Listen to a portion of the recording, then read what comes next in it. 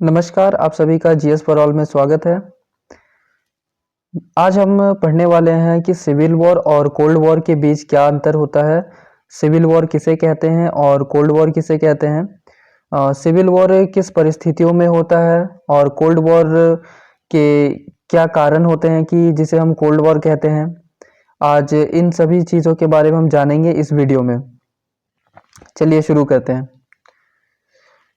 अगर आपने हमारे चैनल को सब्सक्राइब नहीं किया है तो अभी कर ले और बेल आइकन को भी प्रेस कर ले ताकि आने वाली सारी वीडियोस की नोटिफिकेशन आपको मिलती रहे। देखिए, सिविल वॉर को जैसे गृह युद्ध भी कहा जाता है जिसे हिंदी में। तो गृह युद्ध क्या है? तो गृह युद्ध एक ही राष्ट्र के अंदर कुछ संगठित गुटों के बीच होने वाले युद्ध को कहा जाता है। इसका मतलब क्या हुआ कि जैसे वॉर जब होती है, यानी आपने अपने विश्व युद्ध के बारे में सुना होगा कि विश्व युद्ध, world war first, world war two. तो वर्ल्ड वॉर में क्या था कि अलग अलग देश वो जब अलाइज हुए थे तो वो अलाइज होकर एक पार्टी थे और अलाइज होकर दूसरे ग्रुप्स, एक ग्रुप बी थे, यानी कि ग्रुप ए में कुछ वर्ल्ड मिल गए थे और जितने भी कंट्रीज थे वो मिले हुए थे ग्रुप ए में, और ग्रुप बी में कुछ कंट्रीज जो थे वो मिले हुए थे। अब ये सब मिलकर आपस में लड़ रहे थे। तो इसका मतलब जो वर्ल्ड वॉर हुआ था वो वर्ल्ड के लेवल पे हुआ था। लेकिन जब सिविल वॉर की बात आती है तो ये क्या होता है कि ये किसी एक देश में, उस देश के अंदर में जब दो अलग अलग गुट होते हैं उनके बीच होने वाले युद्ध को गृह युद्ध कहा जाता है।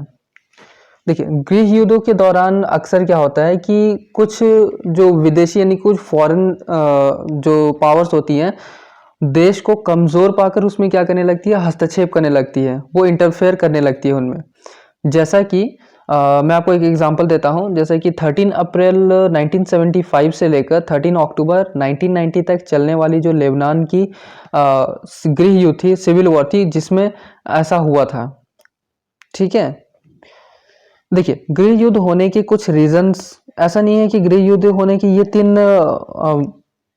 यही तीन कारण हो सकते हैं, ऐसा बिल्कुल नहीं है। इसके और भी कारण हो सकते हैं, लेकिन ब्रॉडली हम इसे तीन कैटेगरीज में डिवाइड करते हैं। पहला है कि टू एंड कॉलोनियलिज्म, यानी कि कॉलोनियलिज्म के खात्मे के लिए गृह युद्ध शुरू हो सकता है। दूसरा है कि कोई एक स्टेट, उस कंट्री के अंदर ही कोई स्टेट जब अलग होना चाहे तब गृह युद्ध शुरू हो सकता है। और तीसरा ठीक उसका उल्टा, कि अलग हुआ स्टेट यानी सेपरेटेड जो स्टेट्स हैं वो रीयूनियन होना चाहें तो इसके लिए भी गृह युद्ध हो सकता है। तो आइए थोड़ा इसके बारे में डिटेल में पढ़ते हैं कि कॉलोनियलिज्म में ऐसा क्या हो सकता है कि जिसके कारण गृह युद्ध शुरू हो सकता है। देखिए, in case of colonialism there could be a civil war when some people in a colony favour an end to colonialism, यानी कि कुछ सिविल वॉर में क्या होगा कि जो कुछ कुछ पीपल यानी कि कुछ लोग कॉलोनी के फेवर में होंगे जो कॉलोनियलिज्म को खत्म करना चाहेंगे, लेकिन वहीं पर कुछ लोग ऐसे भी होंगे जो कॉलोनियल रूल को सपोर्ट करेंगे और उन्हें इस बात का डर होगा कि ये जो एंटी कॉलोनियल इंसर्जेंट्स है कहीं ये उनके लिए घातक ना बन जाए।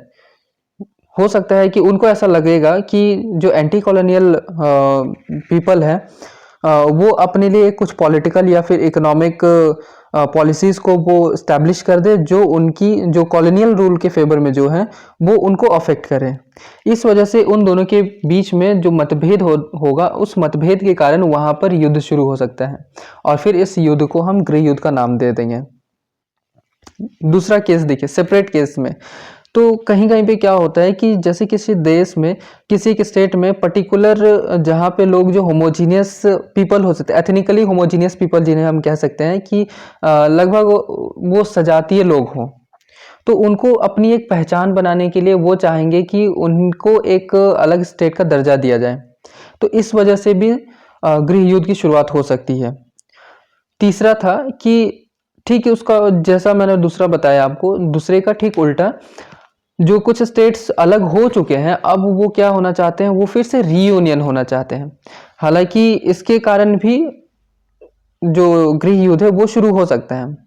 कभी कभी क्या होता है कि डिप्लोमेटिक लेवल पे भी, यानी कि बातचीत के दौरान या फिर बातचीत के द्वारा भी हो सकता है कि जो इंसर्जेंट फैली हो उसको खत्म करने में मदद कर सकती है जो गवर्नमेंट के जो ऑफिशियल्स है वो उसको खत्म कर सकते हैं और एक कर सकते हैं।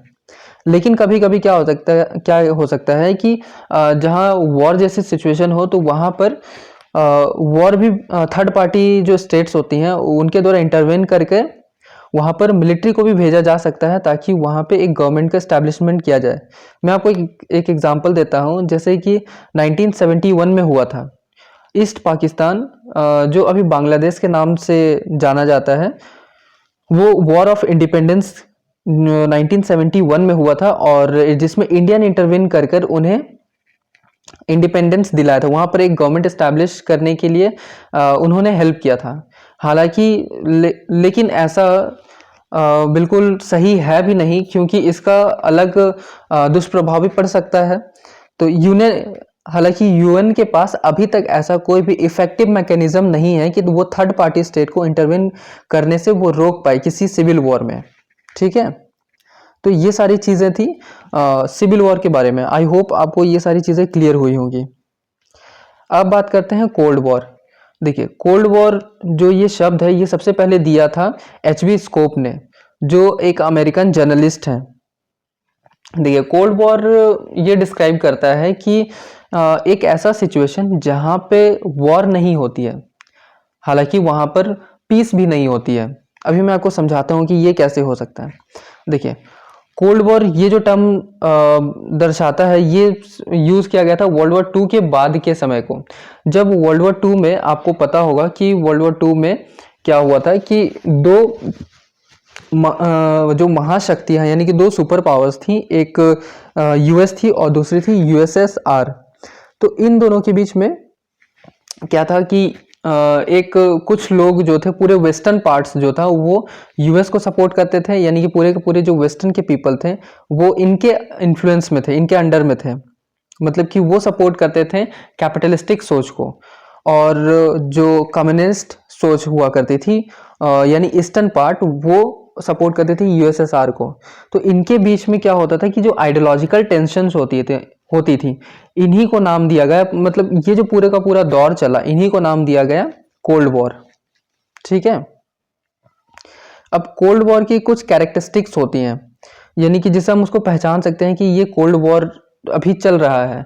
तो ये क्या है? देखिए, आइडियोलॉजिकल एंटागोनिज्म, जैसा मैंने बताया है कि जो आइडियोलॉजिकल सोच होती है तो उनमें मतभेद होता है, तो ये एक कारण हो सकता है कोल्ड वॉर का।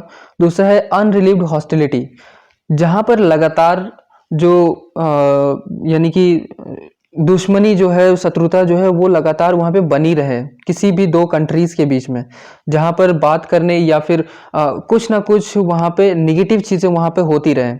तो ये भी एक कारण हो सकता है कोल्ड वॉर का। तीसरा है आर्म्स रेस। आर्म्स रेस में क्या होता है कि जब कंट्रीज जो हैं वो अपना आर्म्स बढ़ाने लगती हैं, तो यहाँ पर भी क्या होता है कि जो कोल्ड वॉर की यानी कि जो टेंशन्स होती है वो बढ़ने लगती हैं, जिसे हम कोल्ड वॉर के कैरेक्टरिस्टिक्स में डाल सकते हैं।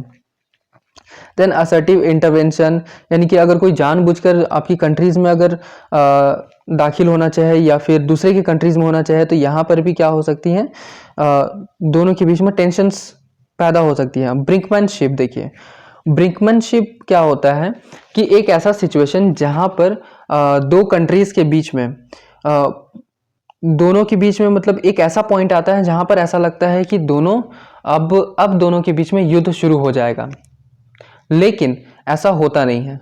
इसी को कहा जाता है ब्रिंकमैनशिप।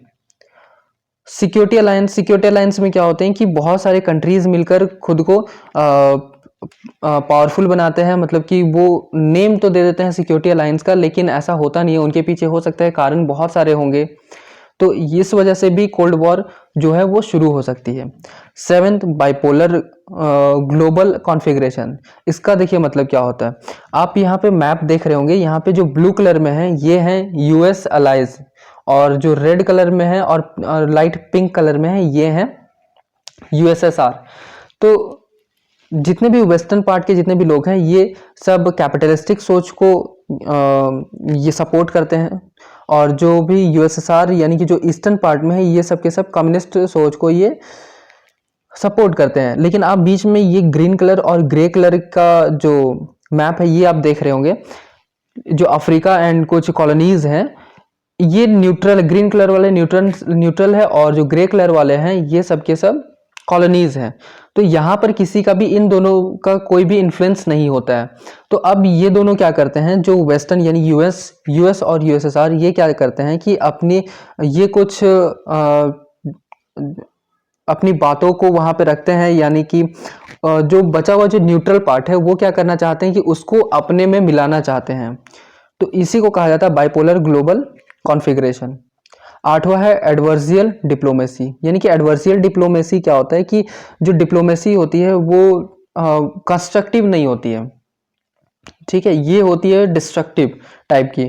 तो इस वजह से भी कोल्ड वॉर की शुरुआत हो सकती है। ये कुछ इंपॉर्टेंट कैरेक्टरिस्टिक्स थे कोल्ड वॉर के, जिससे जाना जा सकता है कि कोल्ड वॉर की शुरुआत हो चुकी है। मैं आने वाले टाइम पे अभी जो कोल्ड वॉर की जो हिस्ट्री है मैं उस पर भी लेक्चर लेकर आऊँगा, और सिविल वॉर पे भी लेके आऊँगा, और अमेरिकन रिवॉल्यूशन वगैरह जितने भी इंटरनेशनली जितने भी टॉपिक्स हैं उनको मैं अभी धीरे धीरे कवर करूँगा। तो आप इस चैनल को सब्सक्राइब कर लें ताकि आपको आने वाली वीडियोज़ के सारी नोटिफिकेशन आपको मिलती रहे। Thanks for watching. Thank you.